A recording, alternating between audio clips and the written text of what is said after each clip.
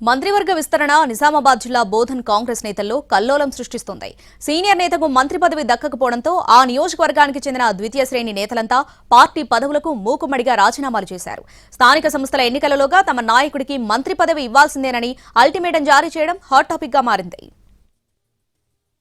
నిజామాబాద్ జిల్లా బోధన్ ఎమ్మెల్యే సుదర్శన్ రెడ్డికి కాంగ్రెస్ అధిష్టానం మొండిచేయి చూపించింది. ఆయనకు మంత్రి పదవి ఇవ్వకపోవడంతో నియోజకవర్గంలో నిరసనలు మొదలయ్యాయి. అధిష్టానం తీరుపై గుర్రుగా ఉన్న ద్వితీయ శ్రేణి నేతలు పార్టీ పదవులకు మూకుమ్మడి రాజీనామా చేశారు. కష్టకాలంలో పార్టీకి అండగా ఉన్న తమ నాయకుడికి మంత్రి పదవి ఇవ్వకపోవడం ఏమిటంటూ నిరసన ప్రదర్శనలకు దిగారు సుదర్శన్ రెడ్డి అనుచరులు.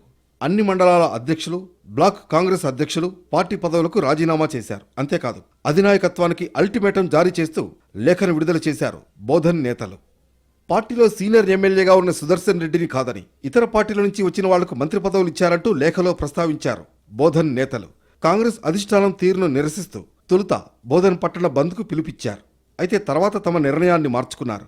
నియోజకవర్గ వ్యాప్తంగా నిరసన ప్రదర్శనలకు పిలుపునిచ్చారు.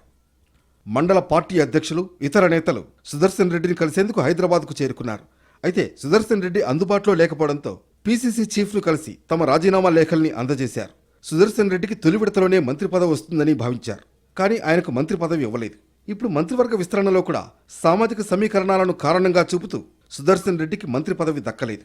దీంతో అధిష్టానంపై అలకబూరిన సుదర్శన్ రెడ్డి ఎవరికీ అందుబాటులో లేకుండా పోయారు. తనను కలిసేందుకు ఎవరూ రావద్దని చెప్పారు. దీంతో పార్టీ తీరును నిరసిస్తూ రాజీనామాలు, నిరసనలకు సిద్ధమయ్యారు ఆయన అనుచరులు. ఇది మున్ముందు ఎలాంటి పరిణామాలకు దారితీస్తుందనే చర్చ జరుగుతోంది.